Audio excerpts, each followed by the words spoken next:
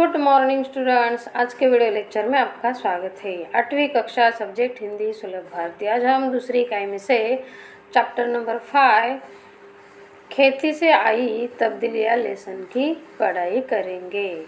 देखो बच्चों, इसे लिखा है पंडित जवाहरलाल नेहरू जी ने। इनका परिचय है, इनका जन्म है 1889 इलाहाबाद उत्तर प्रदेश और मृत्यु 27 मई 1964 नई दिल्ली। इनका परिचय है स्वतंत्र भारत के प्रथम प्रधानमंत्री पंडित जवाहरलाल नेहरू चिंतक, वक्ता, लेखक और विचारक थे। नेहरू जी ने आधुनिक भारत के निर्माण में महत्वपूर्ण भूमिका अदा की।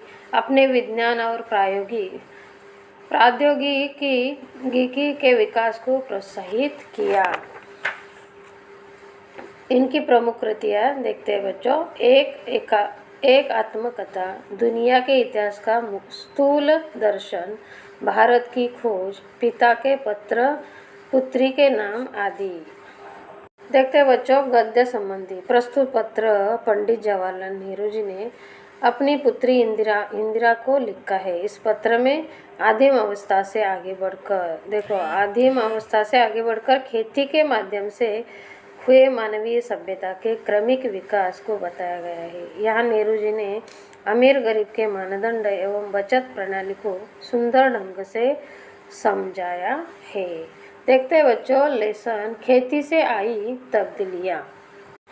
देखो बच्चों, इस पाठ में पंडित जवाहरलाल नेहरू जी ने स्वतंत्र भारत के प्रथम प्रधानमंत्री पंडित जवाहरलाल नेहरू जी ने अपनी पुत्री इंदिरा को लिखे इस पत्र में आदि मानव के रहन सहन यानी कि रहने का तरीका, रहन सहन के तरीकों का वर्णन किया है। मनुष्य ने खेती करना सीखा और धीरे धीरे सभ्यता का विकास हुआ। साथ ही लेखक ने मानव समाज में सर्वत्र व्याप्त अमीर और गरीब के बीच की दूरी और बचत प्रणाली पर भी प्रकाश डाला है। तो देखते हैं बच्चों लेसन खेती से आई तब्दीलियाँ यानी परिवर्तन, बदलाव।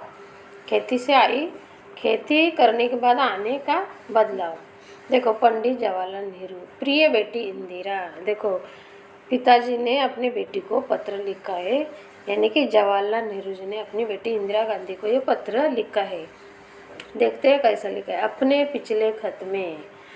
पिछले खत में मैंने कामों के अलग अलग किए जाने का कुछ हल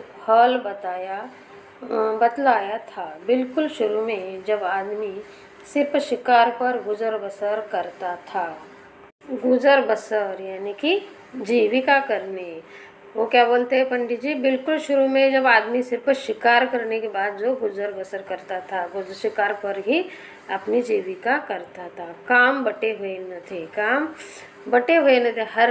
हर एक आदमी शिकार करता था। प्रत्येक आदमी शिकार करता और मुश्किल से खाने भर को पाता था। मुश्किल से खाने को थोड़ा मिलता था। सबसे पहले मर्द और औरतों के बीच में काम बांटना शुरू हुआ होगा। देखो तो क्या बोलते हैं, सबसे पहले घर में मर्द और औरतों के बीच, दोनों के बीच में काम बांटना शुरू हुआ होगा। मर्द शिकार करता होगा और औरत घर में रहकर बच्चों और पालतू जानवरों की निगरानी करती होगी। देखते जब आदमियों ने खेती करना सीखा तो बहुत सी नई नई बातें निकली। आदमियाँ जब खेती करने लगा तो बहुत नई बातें निकली। पहली बात यह हुई कि काम कई हिस्सों में बट गए। देखो पहली बात कौन सी हुई, काम कई हिस्सों में बट गया। कुछ लोग शिकार खेलते और कुछ खेती करते। देखो कुछ लोग शिकार करने लगे, कुछ लोग खेती करने लगे और हल चलाते। जो दिन गुजरते गए आदमियों ने नए नए पेशे सीखे। पेशे यानी कि काम सीखे। देखो जो दिन गुजरते गए आदमियों ने नए नए काम सीखे और उनमें पक्के हो गए। उनमें उसका एक्सपीरियंस बढ़ गया, उनमें पक्के हो गए। खेती करने का दूसरा अच्छा नतीजा ये हुआ कि गांव और कस्बे बने। कस्बा यानी गांव से बड़ी और शहर से छोटी बस्ती। देखो खेती करने के बाद क्या हुआ, करने का दूसरा अच्छा नतीजा, खेती करने लगे लोग और दूसरा एक अच्छा नतीजा क्या यह हुआ कि गांव और कस्बे बने, यानी कि गांव से बड़ी और शहर से छोटी बस्ती बन गई। लोग इनमें आबाद होने लगे, इनमें आबाद यानी बसा हुआ, ये स्थायिक होने लगे। खेती के पहले लोग इधर नहीं सॉरी यह हुआ कि गांव और कस्बे बन गए, इन लोग इनमें आबाद होने लगे, यानी कि स्थायिक होने लगे, रहने लगे, घर वगैरह बांधकर उधर रहने लगे। खेती के पहले लोग इधर उधर घूमते फिरते थे, खेती नहीं थी, खेती नहीं करते थे, तब इधर उधर जंगल में घूमते थे अपने पेट भरने के लिए, और शिकार करते थे। उनके लिए एक जगह रहना जरूरी नहीं था। देखो शिकार हर एक जगह मिल जाता था। इसके सिवा उन्हें गायों, देखो इसके सिवा क्या क्या था, गायों बकरियां और अपने दूसरे जानवरों की वजह से इधर उधर घूमना पड़ता था। गायों बकरी वालों को खेत में घूमना पड़ता है, इधर उधर जाना पड़ता है चारों के लिए, गायों के खाने के लिए उसके। इन जानवरों के चराने के लिए चरागाह हो, चरागाह में जानवरों की चरने की जगह। देखो इन जानवरों के चराने के लिए चारागाहों की ज़रूरत थी। एक जगह कुछ दिनों तक चरने के बाद ज़मीन में जानवरों के लिए काफ़ी घास पैदा नहीं होती थी। देखो जानवरों के लिए काफ़ी घास पैदा नहीं होती थी। एक जगह कुछ दिनों तक चरने के बाद वो ख़त्म होती थी उधर की घास, इसलिए वो और सारी जाति को दूसरी जगह जाना पड़ता था। देखो आगे क्या है, जब लोगों को खेती करना आ गया तो उनका ज़मीन के पास रहना ज़रूरी हो गया। देखो जब लोग खेती करने लगे तो उनका ज़मीन के पास रहना ज़रूरी हो गया। ज़मीन के यहाँ रहने के लिए रहने लगे। ज़मीन को जोत बोकर वे छोड़ नहीं सकते थे।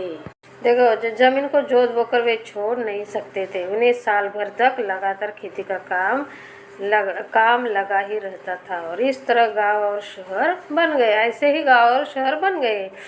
दूसरी बात जो खेती से पैदा हुई वह यह थी कि आदमी की ज़िंदगी ज़्यादा आराम से कटने लगी। बाद में क्या हुआ, आदमी की ज़िंदगी ज़्यादा आराम से कटने लगी। खेती से ज़मीन में अनाज पैदा करना, देखो खेती से ज़मीन में अनाज पैदा हुआ, सारे दिन शिकार खेलने से कहीं ज़्यादा आसान था। इसके सिवा ज़मीन में अनाज भी था। अनाज भी इतना पैदा होता था कि जितना वे एकदम खा नहीं सकते, यानी कि ज़मीन में भरपूर अनाज पैदा होने लगा। देखो इसे वे सुरक्षित रखते थे। एक और मज़े की बात सुनो। देखो एक और मज़े की बात क्या है, जब आदमी निपट शिकारी था, निपट यानी एकदम। एक और मज़े की बात सुनो, जब आदमी निपट शिकारी था, एकदम शिकारी था, तो वह कुछ जमा न कर सकता था। शिकारी लोग जमा करके नहीं रखते, क्योंकि हर एक जगह उसको जाना पड़ता था, जंगल में ढूंढना पड़ता था, इसलिए कौन ये अनाज लेकर जाएगा।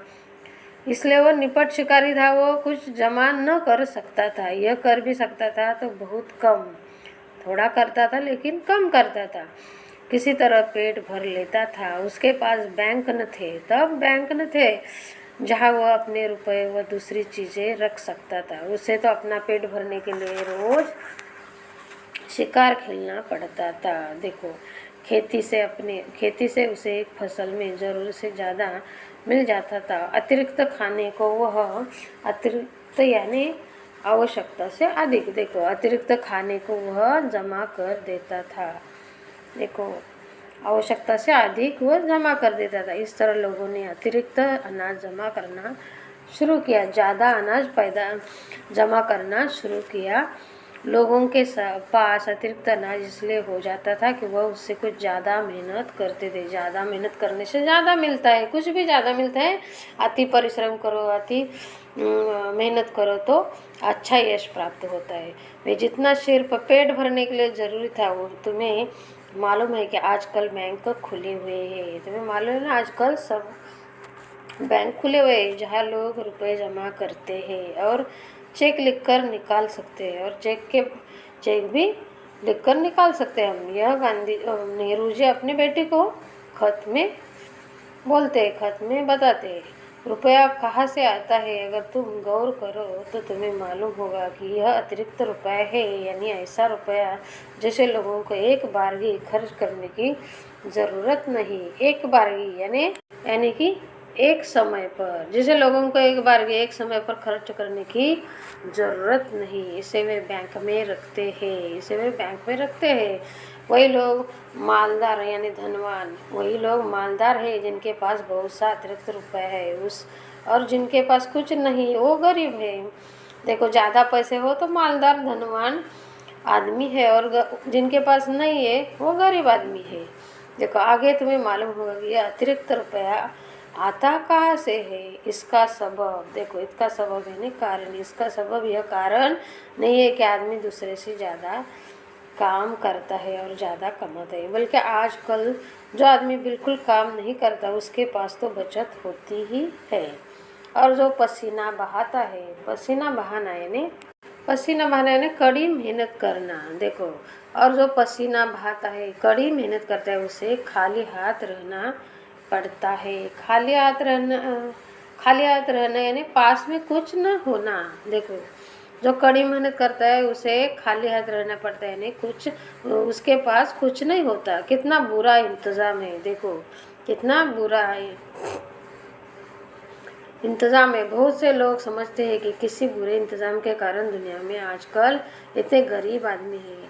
अभी शायद तुम यह बात समझ न सको, इसलिए इसमें सिर न खपाओ यानी बहुत बुद्धि लगाना। सिर खपाना यानी बहुत बुद्धि लगाना। देखो, सिर न इसको इसलिए इसमें सिर न खपाओ, इसमें ज़्यादा बुद्धि नहीं लगाओ। थोड़े दिनों में तुम इसे समझने लगोगी। ये पंडित जवाहरलाल नेहरू अपने बेटे को खत से बताते हैं। इस वक्त तो तुम्हें इतना ही जानना पर्याप्त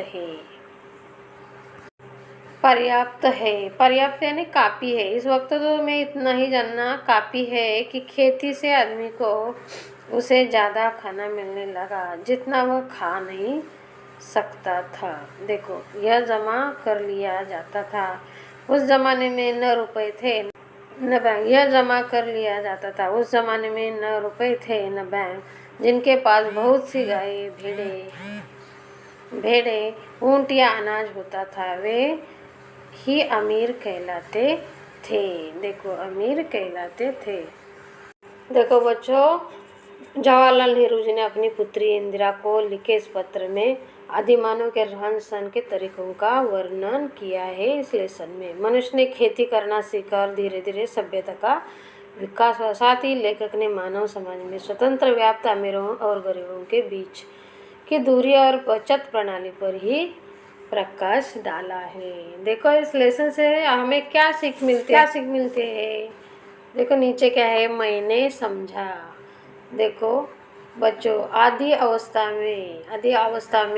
अवस्था से आगे बढ़कर खेती के माध्यम से, बराबर है ना, आदिम अवस्था से आगे बढ़कर खेती के माध्यम से वे मानवीय सभ्यता के क्रमिक विकास को जानने के साथ ही अमीर और गरीब के मानदंड एवं बचत प्रणाली के बारे में समझा है। तो बच्चों, इसी तरह मैंने आपको ये लेसन एक्सप्लेन किया है और उसका स्वाध्याय मैं अगले वीडियो में दे दूंगी। तो बच्चों, I hope you all understand my teaching. मैं आशा करती हूँ कि तुम्हें ये सब समझ में आया होगा। तो बच्चों, आपको ये वीडियो अच्छी लगी हो तो लाइक, सब्सक्राइब और शेयर जरूर करो। Thank you. चलो फिर मिलेंगे अगले वीडियो में। बाय।